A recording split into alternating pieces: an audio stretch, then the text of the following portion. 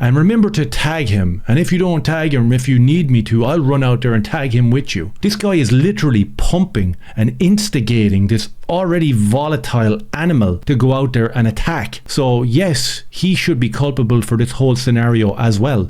Where do we start with this story? Raja Jackson jumped into the ring yesterday, attacked and beat a man almost to death. And apparently there's a lot of misinformation surrounding this story, and he wasn't really a wrestler, he's an MMA fighter, so I guess he deserves a break for that. Oh yeah, and he was told that he was allowed to bring a receipt or get some payback in the ring. I guess that's it. We don't need to talk about him being arrested. We don't need to talk about him going to prison, or possibly even worse. I don't know, because it was misinformation. So to recap the whole thing, because this story has gone viral and I don't think there's need for me to go through all the intricacies of it and break it all down again for you guys. The story is Rampage Jackson, former UFC champion. His son is this privileged black lad who lives in a mansion with a swimming pool and gets a job as a kick streamer and makes plenty of money, I'm sure. But that doesn't change the low impulse control from these type of people. And what transpired yesterday was just the exemplification of that. He was at a local wrestling event and there was a bit of a play between him and one of the fighters there, Psycho Stu I think is his name, and this guy busted a fake can of air / beer off of his head. Raja of course didn't like it. There was a really weird interaction between them when you actually see the 9-minute video, in terms of a long stare down and all the other wrestlers, and I believe maybe the organization manager or president was there as well, and there was a back and forth. There was a lot of staring down, there was a lot of chimping out, as you would expect, and it seemed to have been resolved. We got to a stage where Raja comes over and he meets Stu and they shake hands, and he explains to him, he's like, sorry man, I thought we were doing a bit. I apologize. I appreciate it. I didn't know. I just thought you were camera. I get it. We're working out. Well, he's going to come out on your mat, too.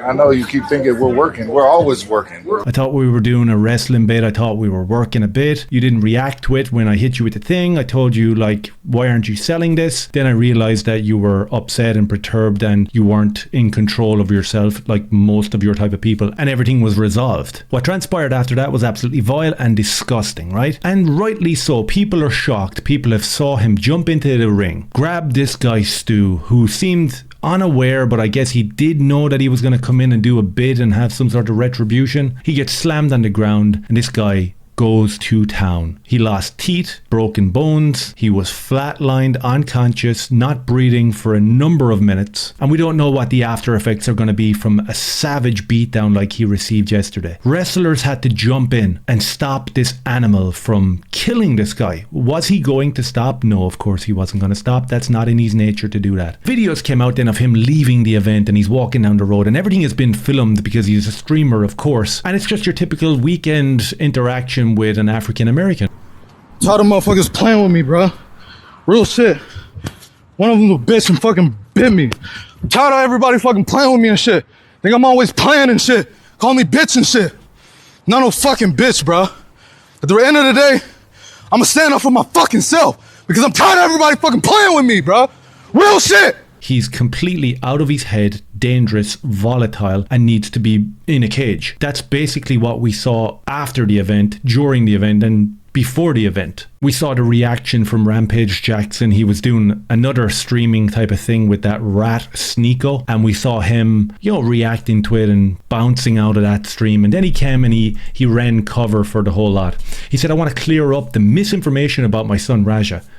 Misinformation. Okay, let's hear it. I want to hear how you clear this up. It's been confirmed that the wrestler Stuart Smith, aka Sicko Stu, is awake and stable. Raja was unexpectedly hit in the side of the head by him moments before Smith's match. Raja was told that he could get his own payback in the ring. I thought it was part of the show. It was bad judgment and a work that went wrong. Raja is an MMA fighter, not a pro wrestler, and had no business being involved in an event like this. I don't condone my son's action at all. He suffered a concussion in sparring only a few days earlier and had no business doing anything remotely connected to physical contact. As a father, I'm deeply concerned for his health and well-being of Mr. Smith as well. Cheers. But my main concern now is for Mr. Smith and his speedy recovery. Apologies on behalf of Kick for the situation. Misinformation the concussion was alluded to as if that was the reason why he chimped out. It's not. It's genetics. It's IQ. It's all part of the bell curve. Go read Charles Murray's book. Whatever. What type of disgusting, vile human being would deserve a beating like that? A US military vet. I had just got out of the military, probably about 6 months earlier. I got out of the military. I joined Knox Pro in 2009. I had just got out of the military, probably about 6 months earlier. I got out of the military. I joined Knox Pro, because I needed something to focus on. I needed something to help me adjust back into civilian life. Who's suffering with post-traumatic stress disorder because of the conflicts that he was involved in behalf of people like Raja and Rampage, keeping them safe to be millionaires and then go out and chimp out and all that type of stuff. This guy is out there fighting on behalf of the American people, and he uses this as an outlet to deal with his PTSD. So that's the type of hero that we're talking about in terms of old Stu over here. This clip here really bothered me. After Rampage Jackson and Sicko Stu made up after an apology, this guy AJ Mana goes up to Raja and tells him to give Sicko Steve a receipt, which means a real payback for something someone did. What a piece of shit. He instigated all this. Please share and expose this piece of shit. Okay, let's have a little look at this piece of shit. You run in on his shit, you fucking give him his receipt. You remember what a receipt is? Give him that fucking receipt, bro. Tag his shit. If you got a fucking problem with it, I'll fucking run out there. Tag his shit, bro.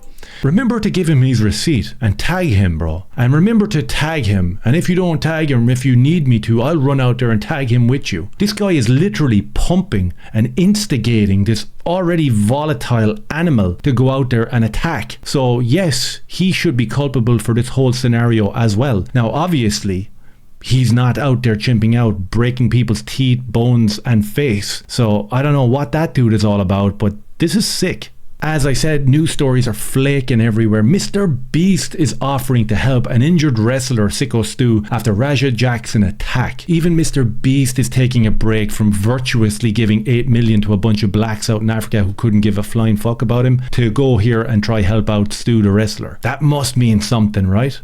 There it is. It's just a quick little breakdown. As I said, most people have seen what has happened. Most people were appalled. I wasn't really appalled, because this is exactly what these people do. Yes, I said that, and I don't care what comes back at me. I've seen people like MMA Guru, Jesse on Fire, even Ben Askren is after pulling on the boots and getting involved in this one. He thinks it's disgusting and vile and this dude should go to prison. Correct.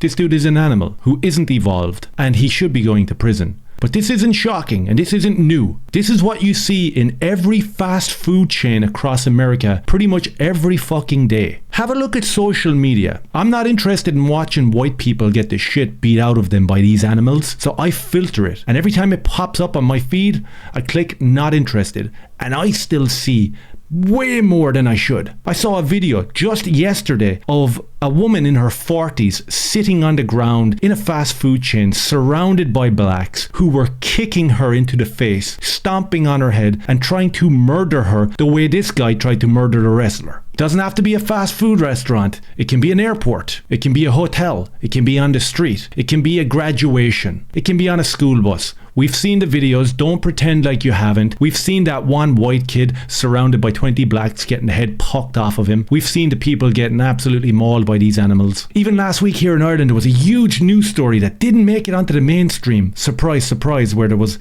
legitimately 120 blacks chasing one Irish kid in an Irish park and finally caught up with him and gave him one of the worst beatings that you'll ever see. Didn't make the mainstream media though. What did make the mainstream media and had politicians coming out of the woodwork to talk about was some Indian kid who apparently was racially abused and she was told to go home, back to India. That made it onto the front of every newspaper. Everyone's timeline was filled up with it. Every news outlet was interviewing. Every TV show was out there in force getting this story, but not of the white kid who got lynched by 120 blacks. That wasn't newsworthy, I guess. So I wasn't shocked when I saw this yesterday. It's what they do.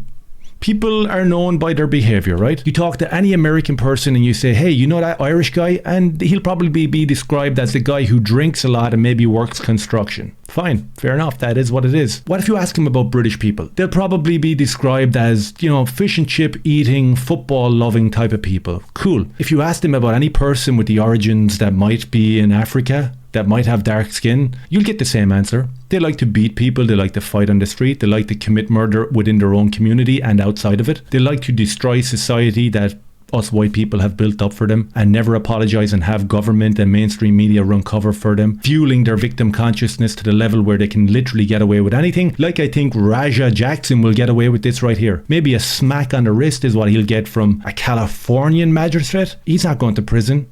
This is what they do. It's accepted. Let me know if any of that made sense down below. Maybe hit like, subscribe and share. Cheers.